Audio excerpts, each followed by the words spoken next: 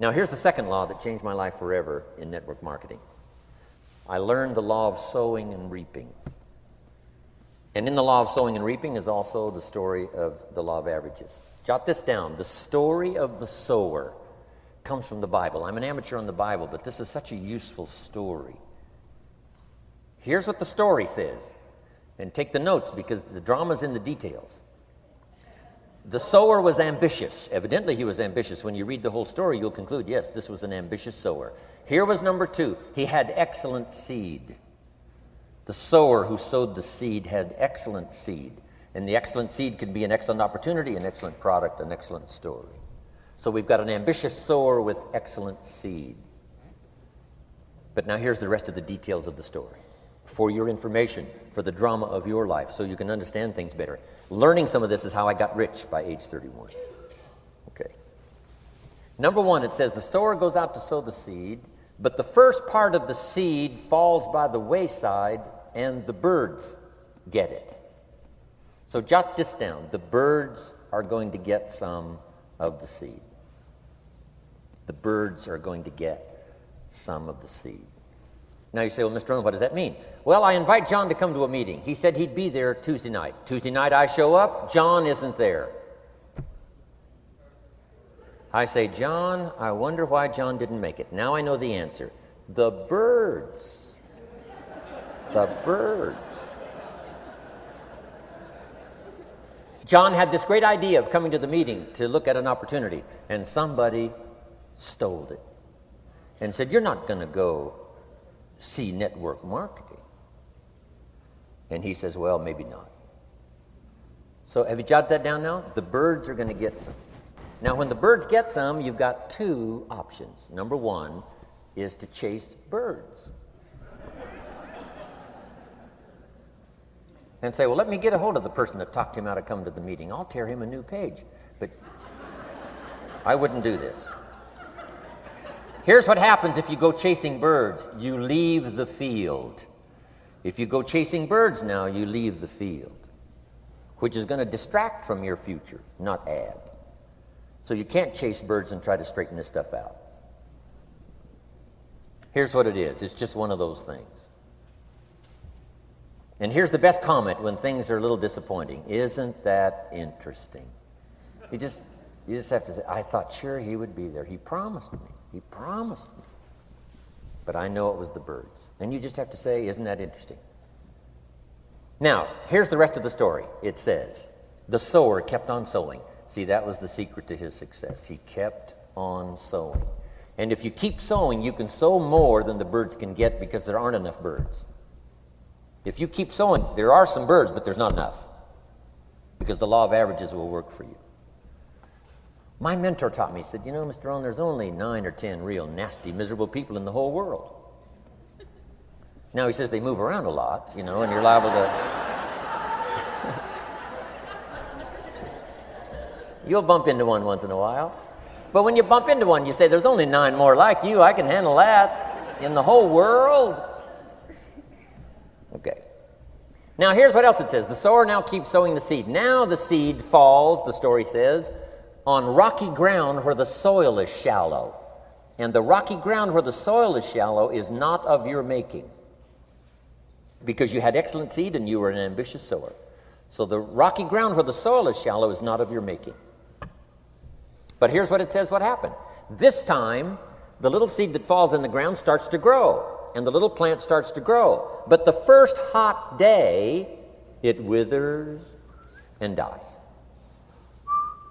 It dies. Not an easy thing to watch. I finally get John started.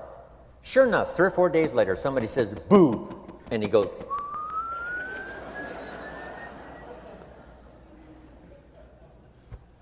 he's gone. Doesn't show up at the second meeting. And I say, I thought sure John would last a week. What happened? Jot this down. The hot weather is going to get some. And this is not of your making.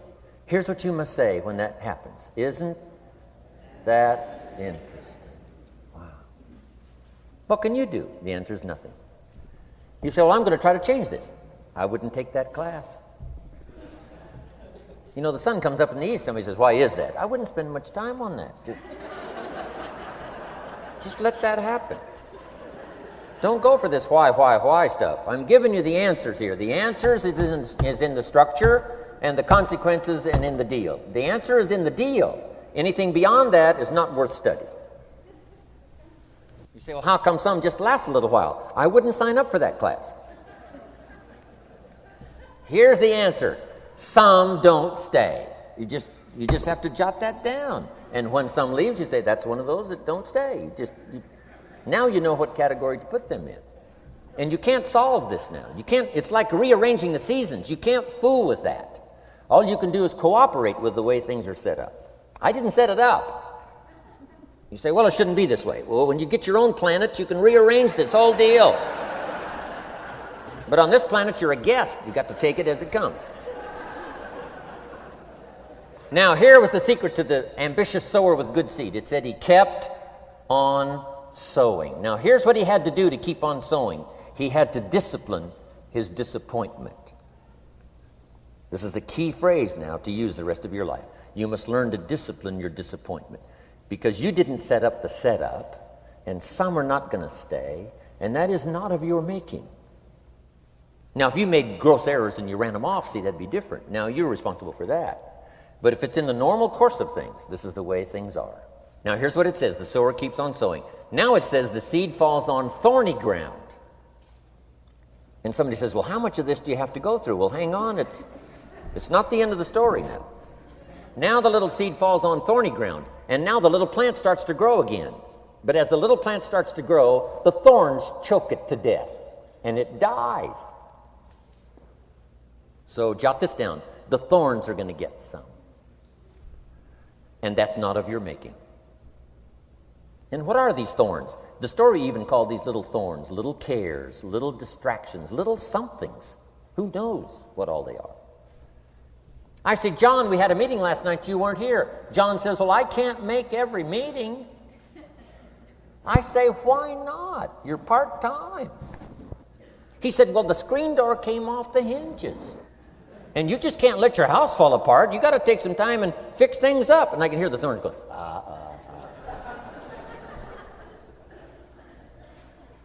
He says some extra trash had piled up in the garage. You can't let mountains of trash take over. You got to keep your trash hauled out. People who let little things cheat them out of big opportunities. People who let little things cheat them out of big opportunities. And you feel almost helpless. What could I do about that? And that's nothing. And you say, well, why is this? I'm asking you not to sign up for that class. Don't sign up for these why is this class. It's just the way it is. Like winter following fall and spring following winter. So if you got that, the thorns are going to get some. But now here's the good news. Let's read the rest of the story now quickly. The sower now what? Keeps on sowing the seed. Keeps on sharing the story. Keeps on giving an invitation. Yes, the invitation can be more powerful for me as it was 1 year later than it was the first month. Because now I'm saying I'm making twice as much money part-time as I'm making on my full-time job. Yes, the story can be more powerful, but the law of average is still going to work. But now here's what the story said. Finally, the seed falls on good ground. Finally, the seed falls on good ground. Now put this in parentheses. It always will, if you keep sowing. If you share a good idea long enough, it will fall on good people. But now here's the rest of that story. Some of the good ground did 30%. And some of the good ground did 60%.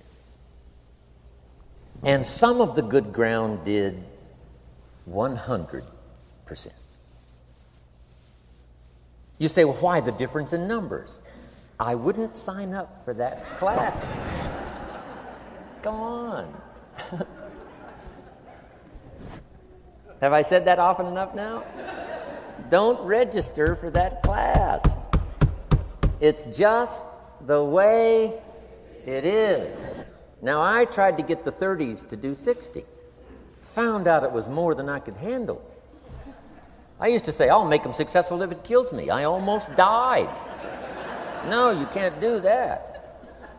Here's what you do. Let the 30s do 30 to the best of their ability and keep doing 30, because that's how they build their lifestyle and get what they want out of life. And let the 60s do 60, and let the 100s do 100s. Now, how can you get some to do 100%? You got to go through all these experiences, and you got to talk to all these people.